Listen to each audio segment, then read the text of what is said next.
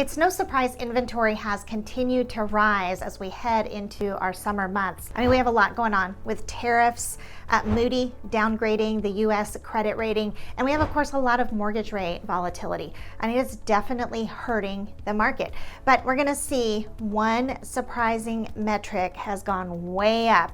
So let's take a look at the market and see where that fits in. According to a new article from Market Watch called 10 Housing Markets in the U.S. with the most price cuts right now, Dallas ranked number 7 on the list, and that is not great news for sellers. Nearly 30% of active listings have had to cut their price just to stay competitive, and it's not like we're short on homes either. We had over 10,000 new listings last month, and inventory overall is up 27.4% compared to this time last year. Now, homes are still moving, but they're taking a bit longer on average. It's about like 24 days to go pending. A lot of this data is pretty staggering if you're planning on entering the housing market soon. But what's really astounding is how much higher some of these numbers are when we take it local to the Dallas area and we go from county to county. For example, if we take a look at homes for sale in Denton County, there are currently 5,090 listings. That's up 55.9% this month. Now, Collin County, pretty similar at 5,894 listings and up 59.9%. Tarrant County currently has 6,456 listings, up 23.2% this month. Then Dallas County has 7,643 current listings, up 39.8%. Now, if we head out east, we find Rockwall County has 1,130 listings, up 44.1%. Kaufman County has 1,809 listings, up 31.3%, and Ellis County has 1,391 listings, up 11.5%. Redfin gives us good insight into what's going on with these numbers. It reports that fewer Americans are buying homes because it's more expensive to buy than it's ever been, and economic unease is making people nervous about making such a big purchase. So they're commenting on two things here. All right, we know affordability is definitely a huge problem, but it isn't a new problem. All right, we've been struggling with that for a while. This recent Redfin article is not the first that I've quoted, right, stating that buying a home right now is the most expensive it's ever been. Now, what we in the market have observed, though, is a huge and sudden drop in consumer sentiment. I mean, honestly, it was almost overnight, too. Like, we suddenly saw far fewer buyers reaching out. CNN offers us some real-life data on what we've been seeing here. They say the University of Michigan's closely watched consumer sentiment index fell 2.7% to a preliminary reading of 50.8 for May, dropping further from April's reading of 52.2. And this is really interesting. I found this to be really interesting. It says since 1952, when the university started tracking how Americans felt about the economy, there have been nearly a dozen recessions, several oil price shocks, a few wars, a couple of inflationary episodes, a major financial crisis, and a global pandemic. Turns out, a massive trade war nearly trumps all. In fact, the only time consumer sentiment has ever been this low was in June of 2022 when inflation was at a 41-year high. And as you might imagine, the lower consumer sentiment is contributing to fewer closed sales. And we see that playing out in the data as well. 5 out of 7 of our counties are down, with Dallas County seeing the biggest drop. Denton County only has 1,258 closed sales this month, down 6.3%. Collin County, 1,432 closed sales, down 2.8%. Tarrant County, 1,923, down 9.7%. Dallas County, again, having our greatest drop, 1,813 closed sales and down 9.9%. Rockwall County switches things up with 207 closed listings, which is actually an increase of 15.6%. Then Kaufman County has 319 closed sales, down 5.1%, and Ellis County 301 also with an increase of 4.9%. So we have a higher inventory and most of our counties closing fewer homes year over year. But the real question that all of you buyers out there are begging to know, right, is this translating to lower sales prices? And the answer, okay, is yes, in some places. So let's take a look at the pricing changes in each county.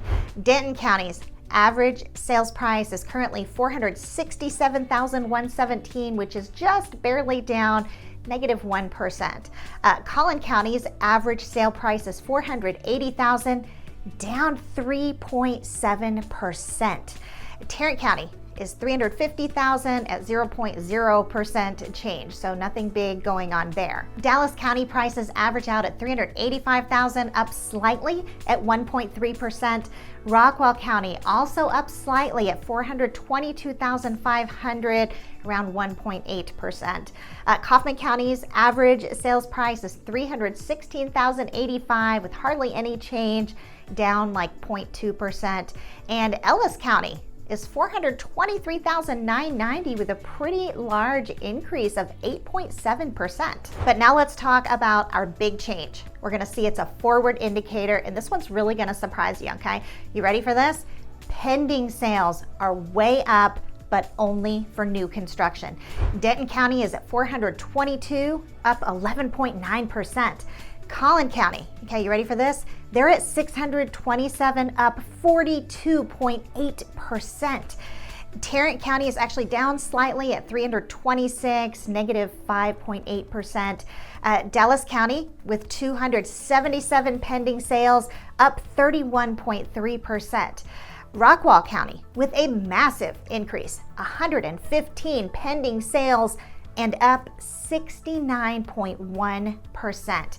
Kaufman County has 227 pending sales, up 31.2%, and Ellis County with 139 is up 12.1%. So what is driving the pending sale increase when all we're seeing is this huge lack of consumer sentiment? Well, new construction is seriously fighting back with rate incentives. The Mortgage Research Center hits the nail on the head when they say if you're considering a new construction house, you've probably already seen the massive incentives builders are offering these days. They use as an example D.R. Horton offering a 5% fixed rate mortgage. When it comes to rate incentives, builders use their profit from the home sale to help lower your mortgage rate. And this can be either a short-term or a long-term reduction. Now, if you don't fully understand rate incentives, what they are, okay, essentially buying down the rate means paying extra costs up front, we call those points, in return for a lower interest rate. And this is something to keep in mind. Unless we were in a ridiculously intense seller's market like what we saw in the early 2020s, new construction has generally been characterized by offering incentives to woo you in, right? So essentially, this is nothing new. The difference is that in today's market, they're even more motivated to offer incentives, and the best way for them to draw in buyers is by lowering the rate. Pulte Group CEO Ryan Marshall puts it this way. He says, what we've done is we've simply redistributed incentives that we've historically offered towards cabinets and countertops, things of that nature. We've redirected those to interest rate incentives. And Pulte's not the only one. In fact, the Research Center reports with high rates, about 80 to 85% of buyers are receiving mortgage rate incentives over other incentive types that have been historically more popular. In the same way that cabinet upgrades wouldn't be free, rate incentives aren't free either. Like I said, the builder essentially has to buy those rates. But here's the thing about rate incentives. They're more complicated than cabinet upgrades. They're expensive, and the builder will want to recoup their costs. John Burns, a real estate research and consulting firm, estimates that permanently reducing a buyer's rate by 1.5% on an FHA loan would cost between $19,700 and $34,200 for an entry-level home, depending on the home price. So what does all of this mean for the buyer in today's market? Well, you need to understand rate incentives. or you can really get taken advantage of by thinking you're getting a good deal when you're not. It's one thing, right, for a builder to be like, this wrought iron stair railing is worth $20,000 and we're going to throw it in as an incentive. Other than wondering if the stair railing really costs that much, that's a pretty transparent incentive. But rate incentives are nothing like that. It's difficult and it's confusing to know which incentives are the best. If you are considering new construction right now, chances are the rate incentive is what you're going to be offered. And what you need to know is that not all rate incentives are the same. So what I want to do is I want to give you some insight into the distinctions between each type so you can negotiate for the best one. All right, so let's start out with the forward commitment, okay? This is when the builder commits upfront to lower to a fixed rate for all 30 years. The rate wouldn't adjust at all with this type. John Burns' research explains that with the 30-year rate buy down, builders are contributing 5 to 6% of the home purchase price upfront to lower the 30-year mortgage rate by 1 to 2%. Typically. They give you a real life example by saying builders may reduce the rate from 6.5% to 5% using last week's Freddie Mac mortgage rate. Builders may also offer the 2-1 temporary rate buy down. John Burns explains builders are contributing 2% of the home purchase price up front, which lowers the first year mortgage rate by 2% and the second year mortgage rate by 1%. They continue explaining using last week's 6.5% rate. A buyer's rate would be 4.5% in year one, 5.5% in year two, and 6.5% thereafter. Important thing to note here is that borrowers still have to qualify at the 6.5% rate to benefit from a reduced payment in the first 4 years. So don't miss that part, okay? Because with a fixed rate buy down, you can qualify at the lower rate. With a 2-1 buy down, you have to qualify at the final rate. How about a forward commitment plus the 2-1 buy down? All right, this is your best one. In this situation, the builder pays for both the lower fixed rate and a 2-1 buy down in the first few years. So in this scenario, the builder is offering you, for example, 3% for the first year, 4% for the second year, and 5% for all remaining years. So even your final rate that you have to qualify for is bought way down. And that is really hard to pass up. I want to give you a caution on this though, because there are a few ways this can go wrong. Remember, the builder will want to recoup his costs on this to the extent that is possible. All right, so how can they do that? Well, one way is they may try to overcharge you for the rate buy down. Now, how are you going to know if this is happening? Well, this is where understanding the loan estimate is extremely important. And by all means, never, ever sign that sales contract until you've carefully dissected the loan estimate. They may tell you they are giving you money towards the rate buy down, but then they overstate how much the rate buy down actually costs, and you end up being the one that actually pays for it. For example, if the rate buy down costs the lender or the builder $20,000 and they give $20,000, but then they charge you $25,000. All right, they're profiting $5,000. Yet another way, they may make you pay for it is by inflating how much other closing costs should cost, or by adding in closing costs. In the loan estimate, look for extra costs like a builder fee or a lender fee, fees added in that shouldn't be there. They also may say something along the lines of, not only are we giving you a rate incentive, but we're also giving you $10,000 towards your closing costs. Well, in fact, you're actually paying $10,000 towards the rate buy down. So that level of speech is deceptive because you're not getting help towards your closing costs at all. I hope you're seeing that if you don't know what to look for, you can very easily be taken advantage of here. And we see this constantly with the builders' lenders. For example, several months back, we had a buyer who had received a loan estimate with Lennar's lender. Lennar said they were paying for a permanent rate buy down, but on the loan estimate, they were charging $3,500 extra in points that they were making the buyer pay for, plus another $1,800 builder fee. When you're getting a rate incentive, the loan estimate can get pretty confusing. So if you're hiring a realtor, something you should always ask is, will they review the loan estimate with you? And do they even know what to look for? Now, this is something we absolutely provide for our clients. So if we sound like the right fit for the job, all right, we'd love to get connected. The best way to reach us is through our Let's Find Home questionnaire that you can find in the description section of this video. I want to give you a few other tips when trying to decipher the loan estimate. Your goal essentially is to find an answer to two questions. All right, what interest rate can you give me? And how much will it cost me? You should always have a loan estimate from at least one third-party lender as well, so you can compare. So we know being overcharged on your closing costs is one way you can really be taken advantage of. Your second way is overpaying for the home. Now, this is something I want you to think about, all right?